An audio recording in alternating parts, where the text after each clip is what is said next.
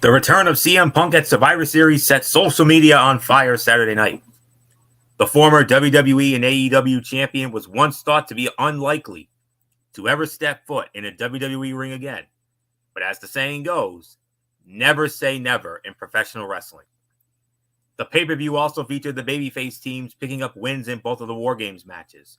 Rhea Ripley and Gunther retained their respective championships, and Santos Escobar scored a win over Dragon Lee. Tonight's show featured the first comments from CM Punk following his return, as well as all of the fallout from Survivor Series. Let's take a look at everything that happened on tonight's show, for this is Ridiculously Raw. Welcome, everybody, to Ridiculously Raw, the most must-see show on YouTube and Streamy.com today. I am your host, Anthony Florio, joined as always by good old MF Michael Fletcher. We are maybe awaiting the presence of the phenom Michael Bullock. If he comes in, we'll catch him up on what he missed. If not, then we hope to have him back with us Wednesday night for Wednesday Night Madness. The fallout from Survivor Series, Monday Night Raw, live from the Bridgestone Arena in Nashville, Tennessee, exclusively on the USA Network as always. And we started it off with an in-ring promo from the other big return, the Viper, Randy Orton. He cut the promo, interrupted by Rhea Ripley. And then Randy Orton got attacked by Dominic Mysterio and JD McDonough. And I'll tell you what, a solid way to start the show here. By the way, that first hour of Monday Night Raw, commercial free. Oh, by the way, just to let you all know. Randy Orton came out to kick things off to a huge pop from the crowd. He seemed really happy to be back and posed for some pictures with fans as he made his way to the ring. He even stopped and signed a figure for a young fan.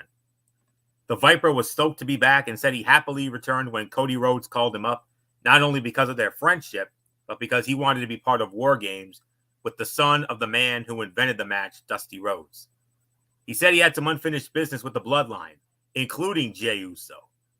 That is when Rhea Ripley came out by herself. She said Judgment Day has taken over WWE while he has been gone. Orton seemed unimpressed and said, "Daddy's back." The segment ended with Randy Orton promising to take out Dominic Mysterio tonight. That was a great opening segment. Orton did a great job controlling the crowd. Orton saying he understood why the Bloodline did what it did was perfect.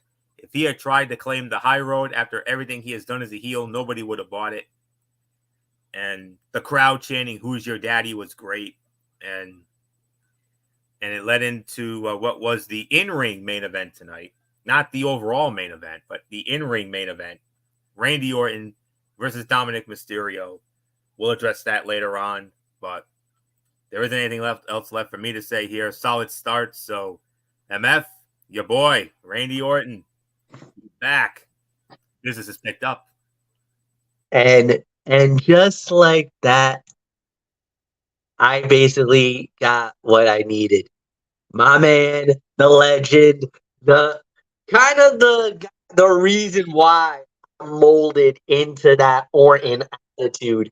Yeah, has it gotten me in trouble? Absolutely. Do I care? No. Because like Anthony Florio and Michael Bullock knows better than anybody else, in a split second, it can all change. And Rhea laid it on thick. She tried. She talked about how the Bloodline was no longer a threat and how they have become the most established. And she talked about how, Dom and this and that and everything else. And Randy pretty much said it. He's like, yeah, you know what? I've heard it. I've been going for about a year and a half. And he's like, yeah. And all I've been hearing is about you. All I've been hearing about mommy this and mommy that. And, how Rhea Ripley's the greatest thing, in WWE. Well, guess what? That is home. And boy, the look on her face said it all. It looks quick kill. Like a how freaking dare you? And I'm like, sweetheart, do you know who the bleep that is? 13-time or 12 or 13-time, 14. 14-time world champion.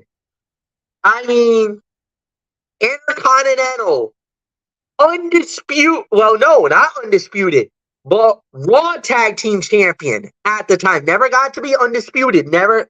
He lost the undisputed fight, but he's done it all in WWE. Won multiple Royal Rumbles, multi-time sole survivor in the Survivor Series. I mean, the laundry list is there. He is the apex predator. He is the Viper. He's the legend killer. He'll destroy anything and anyone he wants. And one thing that makes very interesting, he even said it. He's not done with the bloodline. SmackDown, watch out. A Viper might be on the loose very soon. So, look, it is what it is. But if he's already threatening to go after the bloodline, that means that Solo, Jimmy, and Roman, you might want to watch your backs right about now. So then JD McDonough try to come out and Dominic try to get the upper hand. And poor JD McDonough, you were the sacrificial lamb. I warned you. We warned you. Don't mess with the Viper, because anytime you mess with the Viper strikes. And sure enough, he got you again. That's twice, bro. Twice in 3 nights. He's gotten you. And Dom? Ha! Well, I guess we'll find out later tonight if you're going to be falling to the 3 most devastating letters in WWE today. Nothing more to say. Solid open. Florio, go. MF, are you ready for some tag team turmoil action? Let's do it. Yes. Tag team turmoil to determine the next challengers for Finn Balor and Damian Priest for the Undisputed Tag Team Championships. New Day versus Alpha Academy. Akira Tozawa and Otis versus DIY versus Indus Imperium, and the Creed brothers. It started with Tozawa and Otis squaring off against DIY and Alpha Academy winning the match 3 minutes and 10 seconds. And then the second was DIY versus Indus. DIY also wins that. Total time of that fall was 2 minutes and 20 seconds. So we had 5.5 minutes up until that point. And then the Creed brothers come out. Creed brothers versus DIY. Creed brothers winning that match 5 minutes and 20 seconds. Total time so far, 10 minutes and 50 seconds. Next team out was the New Day. And the Creeds win that one as well. Total time of that fall, 7 minutes and 20 seconds. Total time so far, 18 minutes, 10 seconds. The final team was Imperium, Ludwig Kaiser, and Giovanni Vinci squaring off against the Creed brothers. The total time of that fall was 7 minutes and 40 seconds. And the winners of the match in a total time of 25 minutes and 50 seconds. And the new number one contenders for the Undisputed Tag Team Championships, Julius and Brutus Creed, the Creed brothers. MF, there's nothing left to say except hands down the biggest win for the Creed brothers already. They haven't been on the main roster that long. Nope. But alas, here they are. It's obvious Papa H and the creative teams obviously see something in these young men that we've already seen back in their NXT days. But nonetheless, we don't know when it will happen. But down the line, the Creed brothers will be in the biggest match of their career when they eventually challenge Finn Balor and Damian Priest for the undisputed tag team titles. Wow. And it's going to be a hell of a fight, too. This is, look, it's so hard to rate a match like this. It is. Because you got some good, you got some bad. You know, some of the matches were a little short, were a little too short for my liking. However, the outcome was actually well played. The right team won. The Creeds deserve the moment. The Creeds deserve a shot at these titles. And I'm happy that they got it. I'm happy they won it. So, all in all, it was a solid fight. I'll say about maybe about 3.5 altogether, maybe 3 3/4, because of the fact of who went over. Because at the end of the day, that's exactly what we be talking about.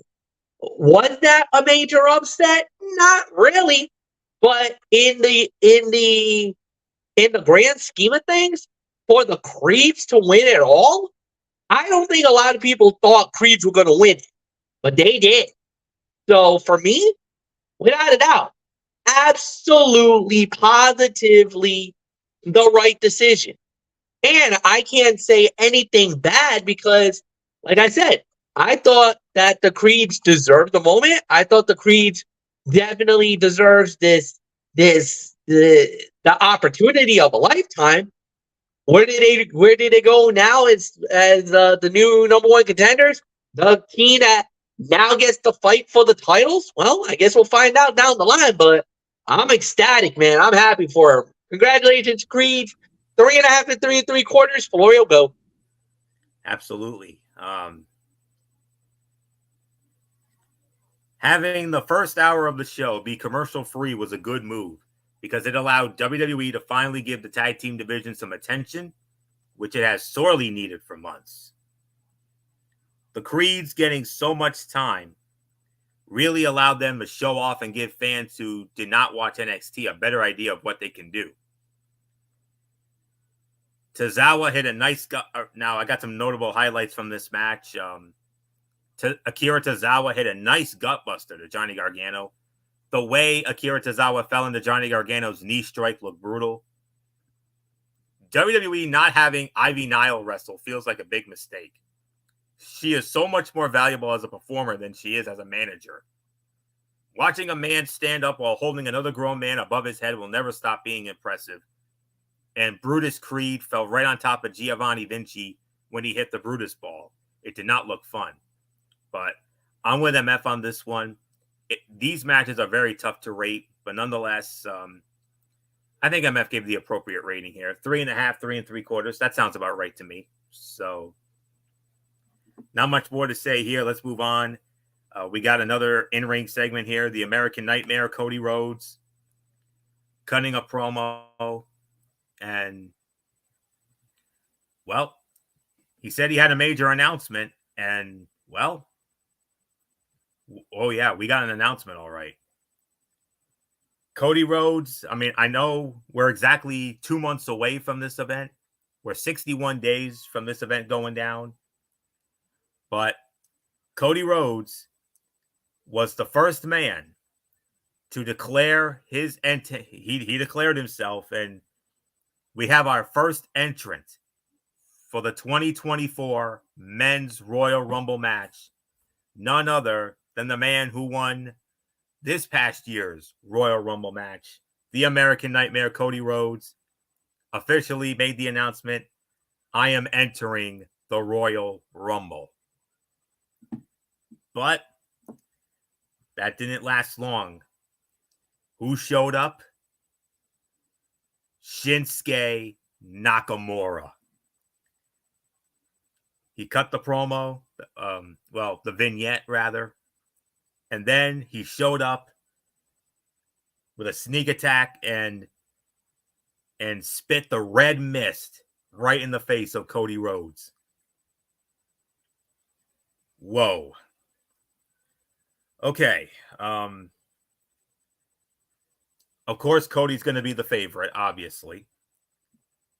He is the favorite to win it because since he is the first entrant. But here's the big question here. Will it be as simple as Cody winning back-to-back Royal Rumbles? It's been done. We've seen guys do it. The first to do it was the immortal Hulk Hogan in 1990 and 1991. And then it was Shawn Michaels in 1995 and 1996, followed by Stone Cold Steve Austin in 1997 and 1998. And I am almost certain that those are the only three guys to ever win the Royal Rumble in consecutive years. I don't believe anybody else has done that ever since. I think we've had different winners or variations of different winners after that. So, will it be as simple as Cody becoming only the fourth man to win back-to-back Rumbles, joining Hogan, HBK, and Stone Cold? Damn good company. Damn elite company. Or, if not, there's always the Elimination Chamber if they want to take a different approach and still get to the Cody Roman rematch at WrestleMania 40. Nakamura is a great talent for Cody. I am so glad that they finally paid off all of Shinsuke Nakamura's promos about his next target after he came so close to dethroning Seth freaking Rollins for the World Heavyweight Championship in that great series of matches they had. But a very good segment here. Definitely a newsworthy segment. We got two newsworthy moments for the price of one. First, Cody becoming the first man to officially enter the 2024 Men's Royal Rumble match. That's huge. And then on top of that, it sets up his next feud up until that point. And, we've been begging for a fresh feud for Cody because, it's either been Brock Lesnar or the Judgment Day for Cody Rhodes over the last several months. It doesn't get any fresher than Shinsuke Nakamura. Cody and Nakamura, I am here for it. Sign me up. I 100% approve. Great call, Papa H and the creative team. Can you imagine what that match or matches are going to be like? Holy guacamole, that is going to be something else. So there isn't much more for me to say on it. I love it. I was more than happy with this segment. Another very good segment here. So MF, Cody Rhodes has entered the 2020, is the first man to officially enter the 2024 Men's Royal Rumble match, looking to become only the fourth man to do it in back-to-back with Hogan, HBK, and Stone Cold. But until then, he has nothing to do for 2 months because that event is 2 months away in Tampa at the Trop, at Tropicana Field. And Papa H and the creative team says, let's freshen things up a bit. I think the fans are getting sick and tired of him against the Judgment Day. Correctamundo. You went from the Judgment Day for Cody Rhodes to Shinsuke Nakamura. Let's go. I'm here for it. Yeah, I mean, this is gonna be.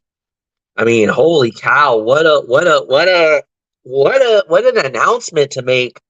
Look, this is what we were hoping for, but at the end of the day, this was as good as it's gonna get, and yeah, I mean, to see Nakamura and Seth do to see what happened there. That caught us off guard. So, yeah, I mean, how's that gonna look? Who knows? But it's gonna be very interesting to see what's gonna happen next. So, yeah, nothing more to say. Florio, let's move on. Man, that feud is gonna be something. I can't wait to see it. All right. Here we go, MF. We got ourselves a big man be a man fight. Big Bronson Reed going off against Ivar. The only downside is it ends in a double count out, 8 minutes and 40 seconds. It's probably going to be an NA, I'm sure, but nonetheless, MF, Bronson Reed and Ivar, a big be a man fight. Whoa. Yeah, big be a man fight. Excellent matchup. wasn't exactly what we thought it was going to be, but hey, whatever it is. And impressive performance. Nothing more to say about that. And I mean, unfortunately, we have to call NA because of the fact that it did end in that kind of a situation. So, no, nothing more to say. Let's just it could have been better, but I'm not mad about it. They'll run that back. I think we definitely agree that there has to be a run back. Oh, most definitely. Ivar and Bronson Reed are two of the biggest guys in all of WWE, but they are also both capable of surprising people with their speed and agility. So this just wasn't two big dudes hitting each other. Both men tried to overpower each other with everything they had. They each displayed their monumental strength and striking ability throughout the bout. Matches like this are few and far between nowadays, so it was a nice change of pace to see two big, meaty men slapping meat. Big E was probably smiling from ear to ear while watching this. After Valhalla was ejected from ringside, both men were counted out while fighting in the timekeeper's area. They continued to fight through the crowd until security tried to break them up. They used the guards as weapons against each other. This was just plain fun from start to finish. The ending will upset some, but it will lead to a rematch that should be even better. Bronson Reed's suplex to Ivar was impressive. Ivar breaking the LED ring apron with a crossbody was awesome. And Reed caught Ivar coming off the apron, but was too tired to hold him up for long. It's an NA, unfortunately. So there isn't much more to say on that. We move on to our next match. As it was, bear with me for a moment here. All right. It was a women's matchup, as it was Zoey Stark squaring off against Nia Jax. Nia Jax wins the match in an even 9 minutes. This wasn't a particularly exciting match, but it did a good job showing how much Nia Jax improved during her time away from WWE, while also making Zoey Stark look like a competent powerhouse babyface. The second half of the match was much better than the first. You could hear the crowd reacting more with each move. Nia scored the win, but Stark had a good showing. WWE has to stop doing the thing where it has someone enter the ring and then wait through a break and a few video packages before their opponent comes out. It makes no sense to have Nia Jax just standing out there the whole time. Nia used her time off wisely. She got in much better shape and moves around a lot better than she used to. And Zoey Stark's corkscrew senton looked really good. 2.5, 2 3/4. That's the best I can give it. So MF, Nia Jax knocking off Zoey Stark in an even 9 minutes. Yeah. Solid matchup, definitely. Could have been better in certain areas, but I'm not going to be too mad about it. Could have been more amazing? Yeah, maybe, but I don't know how much more we could have seen this, but it is what it is, but I'm happy with it. So nothing more to say, Anthony. It is all yours. And we move on, MF, to another in-ring segment. It was the World Heavyweight Champion, Seth freaking Rollins. Whoa. Yes, sir. He comes out and he cuts a promo. He mentioned CM Punk, obviously. Of course, we all saw that that absolute meltdown that he had, that off-air exclusive video that was leaked after Survivor Series went off the air Saturday night, where he was just absolutely livid. And man, oh man, you want to talk about having a duck and then some. Oh my goodness. Yes, he did. Yeah, and MF, don't think I didn't hear that snickering. I heard it. And then from there, he was interrupted by Drew McIntyre. Drew McIntyre came out clear as day and said, "Hey, I want another shot." But Rollins said, "I'm sorry, but next Monday night on Raw," I talked to Adam Pearce, and next Monday night on Raw at the MVP Arena in Albany, New York, Seth freaking Rollins will be defending the World Heavyweight Championship. And he's going to be defending it against Drew McIntyre's most hated rival right now. Main event, Jey Uso. Yeet! Yeet. So I don't know. I don't know what else there is to say, but then after the match was over, but then after that announcement was made, Drew McIntyre had a duck of his own. He absolutely lost it. Damn near beat the hell out of Seth Rollins before Jey Uso made the save, and Jey Uso, and you saw it. He looked at the belt, but he handed it right back to Seth Rollins, and that was that. So, whoa, all right, MF. I think we have our main event for next Monday night in Albany. Seth freaking Rollins, main event Jey Uso for the heavyweight championship of the world. Dude, what a fight. What a match. What a battle this is gonna be. Yeah, this is gonna be awesome. There's really nothing bad to say at the very least. It's gonna be fun. It will be fun. There's no doubt about it. It is going to be exactly what it needed it to be. So, yeah, I don't think there's really anything more to say. This is going to be one of those type of championship fights that, we'll wait and see how it plays out. But I'm excited. So, Florio, back to you. Absolutely. It was, yeah, like I said, it was a great segment here, and Rollins giving the title shot to Jey, definitely perfect in terms of driving Drew McIntyre over the edge. Drew's reaction justifiable, and he pointed out the reasons why after headbutting Seth Rollins, and then you also had to like Seth Rollins. His little jabs at CM Punk that played into his post Survivor Series meltdown. That was clearly a work that should pay off with a match between the two.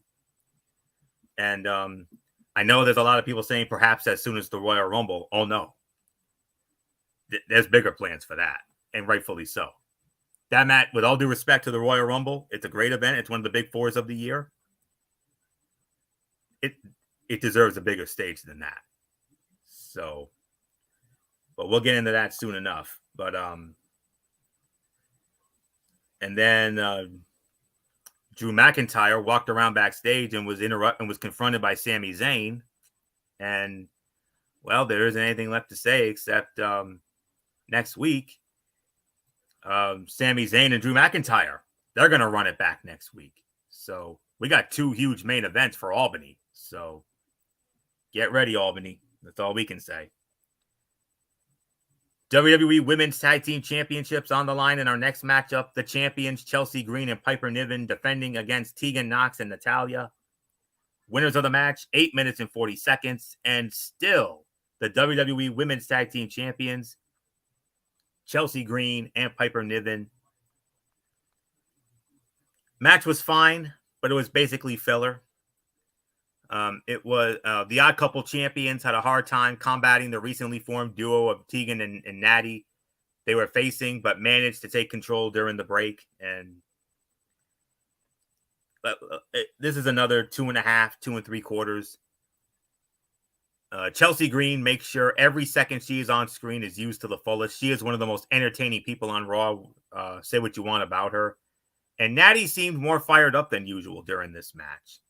So I got to give her credit for that. So big day for Natty because a big family birthday, because today marked what would have been the 61st birthday of her uncle, the British Bulldog, Davey Boy Smith. So I'm sure Uncle Davey was on her mind during this match, I'm sure. So, but anyways, another 2.5, 2 3/4. So not much more to say here. MF, champions stay the champions. Green and Niven successfully defend in 840. Yeah, it was exactly what it needed it to be. So it was an amazing match, no doubt about it. I don't think there's much for us to say here. So yeah, nothing more to say. Florio, what's yours? Yep, and then the broadcast team confirmed the two big main events for next Monday night in Albany: Drew McIntyre versus Sami Zayn, and of course the battle for the World Heavyweight Championship. Seth freaking Rollins defending against main event Jey Uso. Two huge main events for Albany next week, so get ready for that. Now, when it comes to in-ring matches, the main event of the evening: Randy Orton squaring off against Dominic Mysterio.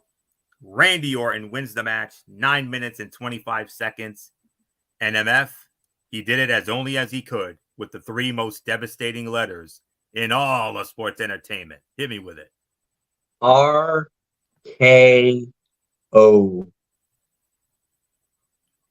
There you go. So MF, your thoughts? It's only fitting you started off. Your boy, his first full match. How do you look to you? 925. Dude, solid match, good battle. Could have been better in certain areas, but look, you can't be mad at Randy Orton. This is the prototypical legend killer. So, was it the most glamorous starts in his career? No, but it was exactly what it needed it to be. So, no, this was definitely a solid match. So, nothing more to say. And Anthony, it is yours. This was about 3 stars. Yeah. I'll tell you what, Dom was able to get in some offense, and the Legend Killer did a great job selling for him before he took over again. The Viper and Dom put on a fun in-ring main event that gave the crowd plenty of reasons to chant and cheer. Randy Orton scored the win with a picture-perfect RKO. Randy Orton is one of those guys who can't hide when he is having fun. There's just this look on his face when he is enjoying himself. Dominic, say what you want about Dominic. He has gotten much better at selling in 2023. He does a lot more little things to make each hit he takes seem like it makes a big impact. Randy Orton took a good bump into the steel steps, and the way Randy Orton threw Dum Dum onto the announce table looked awesome.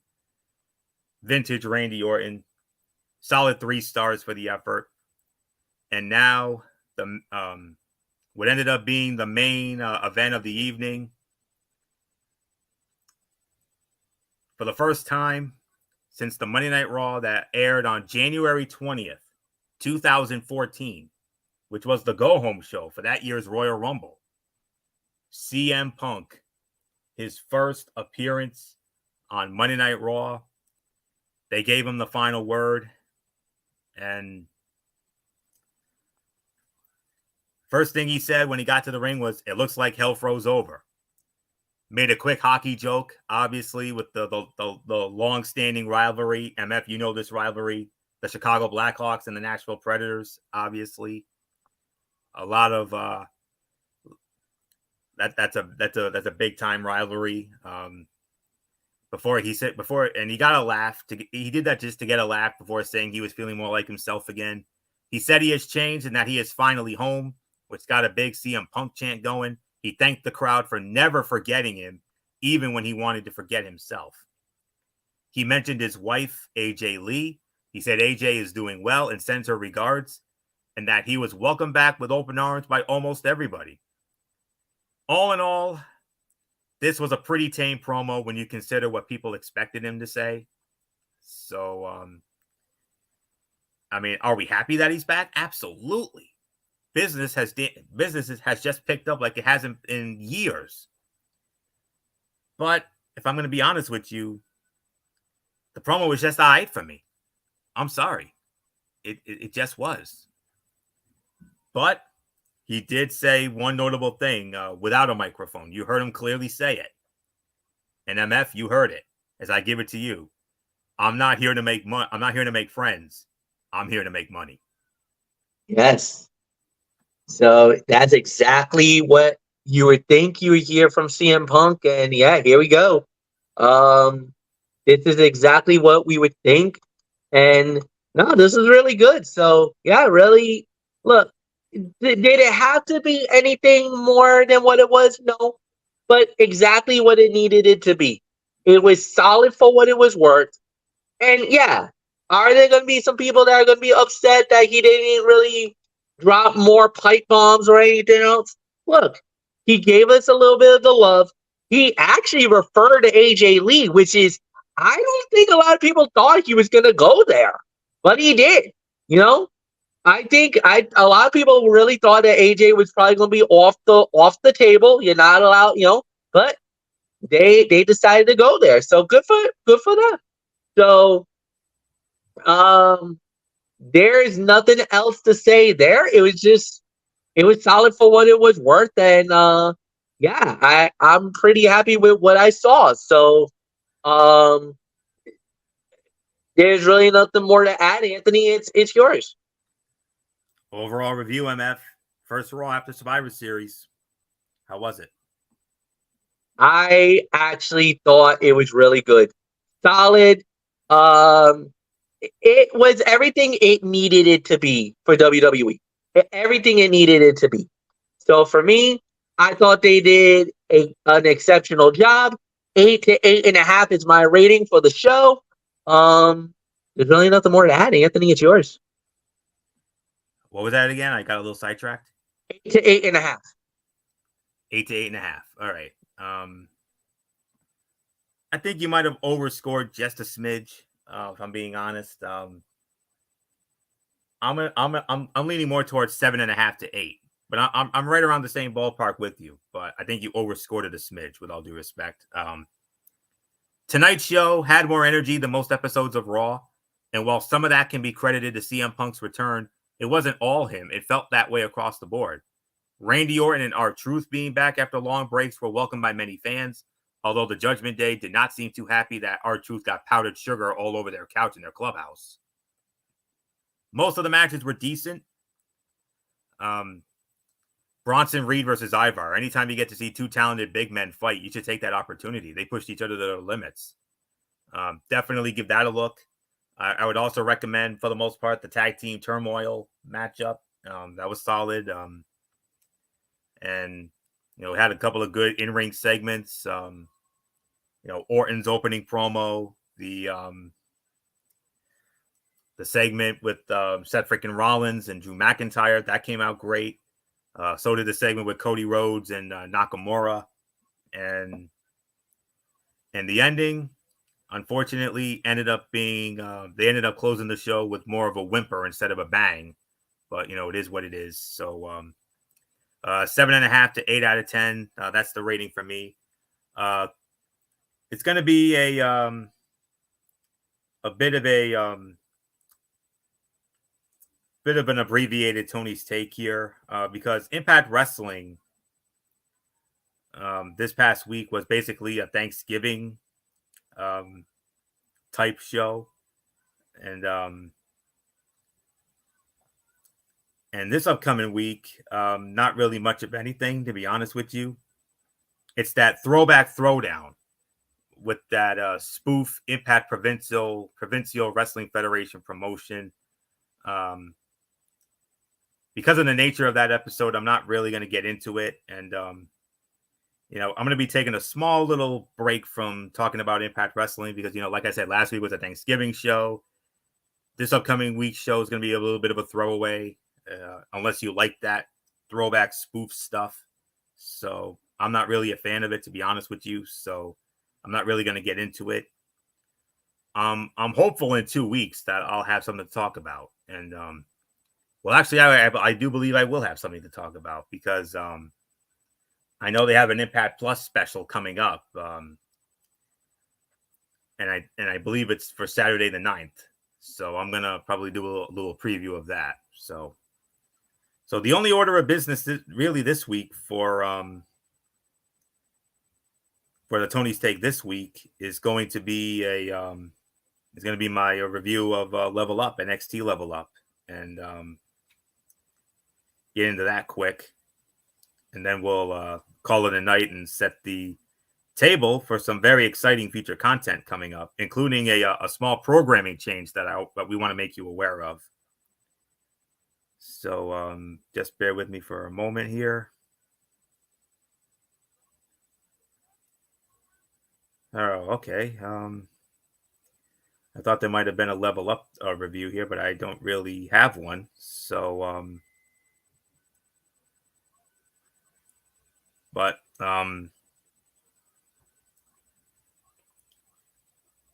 But let me just bear with me for a moment here. I'm trying to see if there was anything. Unless they didn't do one because of the holiday. I mean, which is very possible. But oh, the best of show. Okay, I get it now. Okay. It was a best of show for Level Up. So not really. They aired Dante Chen versus Eddie Thorpe from the February 17th, 2023 show. Lola Vice versus Ivy Nile from April 28th. Wendy Chu versus Kalani Jordan on May 12th. Axiom and Tavion Heights from July 14th. And all it was a compilation of matches showcasing the recent breakout stars of the NXT roster. A complete throwaway show. Though where if you've seen these matches before, you don't really have to revisit them. But if you're a new viewer or missed them the first time around, you could do worse than give it a look. So I don't have to really get much into anything else. But I'll have a better Tony's Take next week. I'm going to preview that Impact Plus special for next weekend. I'll get into that, and I'm sure Level Up will be back this week, and I'll get into that as well. So with that, we're just going to put the bow on this edition of Ridiculously Raw. We want to thank you all so very much for tuning in as always.